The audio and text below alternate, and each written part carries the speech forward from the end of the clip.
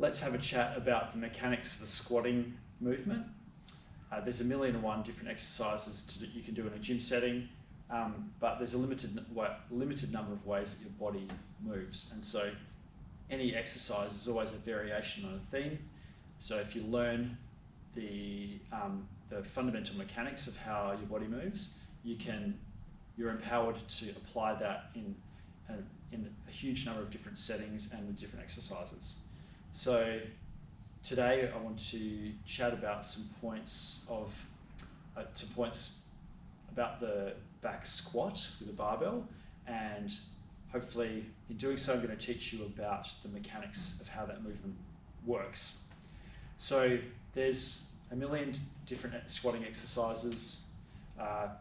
You can squat with just your own body weight. You can squat with a barbell on your back. You may hold a dumbbell on the front of your body to do a squat.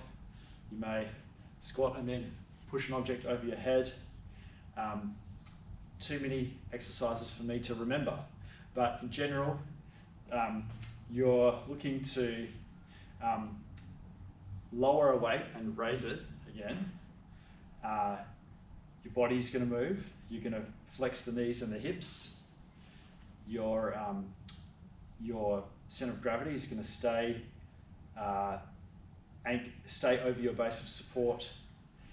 And if the weight's more towards the front, your torso has to remain more vertical, and the movement will occur more at the knees.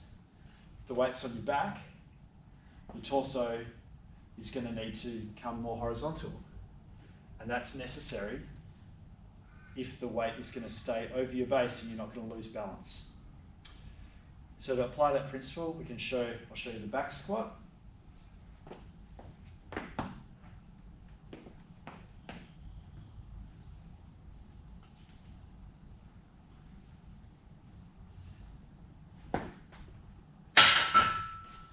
So with this exercise, one of the key things, and with any squatting exercise, is you want to feel like you've got good balance on your feet. So you're not coming onto your toes, you're not coming onto your heels.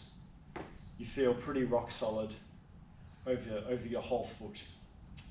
And in order to achieve that, there's a couple of different things you can try. If you feel your weights coming onto your heels as you go into the squat, you want to look down.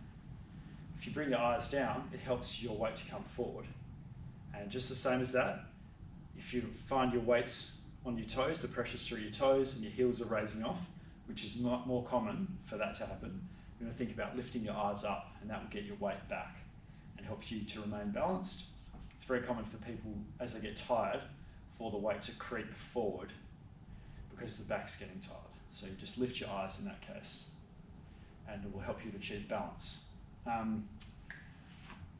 Then with the squatting movement, obviously the deeper the squat, the larger the range of motion, the more challenging the exercise is. And there's no one correct range of motion. It varies depending on the exercise and what you're trying to get out of it.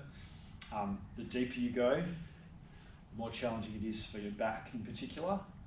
And if you have a weight on your back, that's all the more so as opposed to using a machine. So with the back squat, I like to coach people to have a fairly straight spinal position, by which I mean the spinal curves are staying pretty much constant throughout the movement, but you're going to incline at the hips as you come down. So initially as I descend, my back's pretty straight, and then as I come down, you can see my back starts to lean forward, but the lean is occurring at the hip joint, not through spine bending.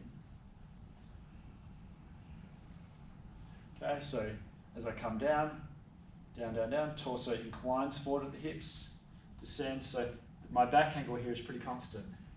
And then as I get up, it starts to come up more vertical. And this is not to demonize bending your spine, which is perfectly fine. A normal low is to bend and straighten your spine to pick an object up off the ground. But when there's a heavy weight on your back, the spinal stability and rigidity becomes more important. And also, if you are doing the movement as I've just described, it puts a lot of the emphasis on using the hip joints to achieve the range of motion you need, hips and knees. And so you're using the muscles of the hip and the knees to create the up and down motion.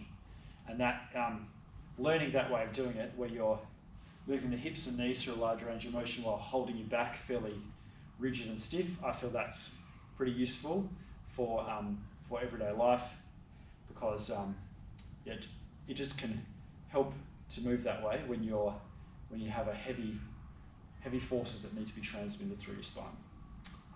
I hope this helps.